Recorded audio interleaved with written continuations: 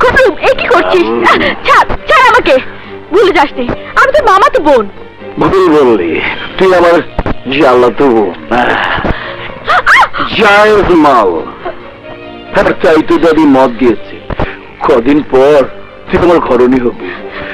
ঘরণী হবার পর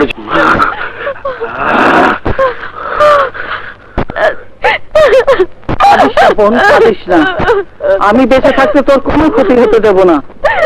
খুড়িমার মাথাটা বরাবরই গরম, ওর আচরণে মনে কোনো কষ্ট নিস না। তোমাদের লাইফে ওর সাহস এত বেড়ে গেছে, যদি এর বিচার তুমি না করো তাহলে আমি। তোকে কিছু করতে হবে না বোন, যা করার আকরামই সব করবে। সব তোমার ওকে সামনে এমন আগুনের টুকরো মেয়ে ঘুরে বেড়ালে কারো সহ্য হয়? কত করলাম বিয়েটা দিয়ে দাও। সিরাজনগরে কান্না রোল না ওঠা পর্যন্ত এই হিরাজিলে সানায় সূর্যে মানায় না আকরাম। আর দুরন্তের মৃত্যুতে সিরাজনগরে কান্না রোল উঠবেই। সত্যি দাদি, তোমার বুদ্ধি রূপকথার ডাইনিকেও হার মানায়।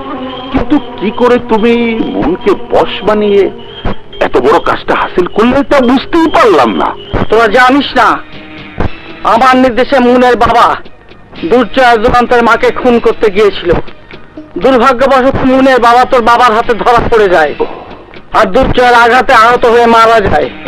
কিন্তু আমি মুনকে বলেছিলাম দুরন্ত ওর বাবাকে খুন করেছে, আর তাই যেমনি ওদের কারণে আমি তোদের বাবাকে হারিয়ে ক্ষতবিক্ষত মনটাকে নিয়ে বেঁচে আছি, তেমনি দুর্জয়ের জীবন থেকে দুরন্তকে কেড়ে নিয়ে দুর্জয়ের মনটাকে ক্ষত বিক্ষত করে দিয়েছি।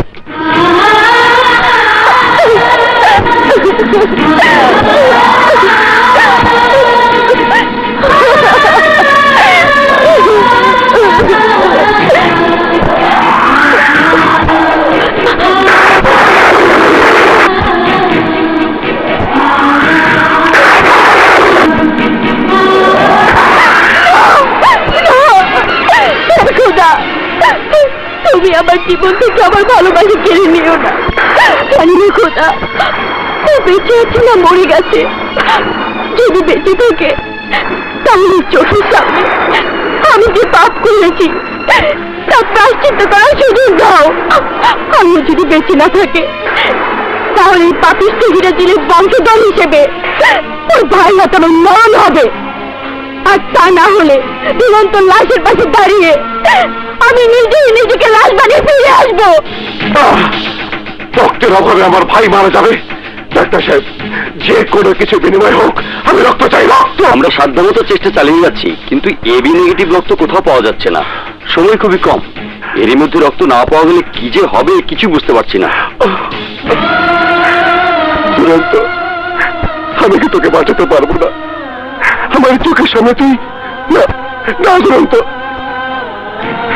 খোদা প্রয়োজনে তুমি আমার জীবন দিয়ে দাও, তুমি আমার দুরন্ত জীবন ফিরিয়ে দাও খোদা, ফিরিয়ে দাও খোদা।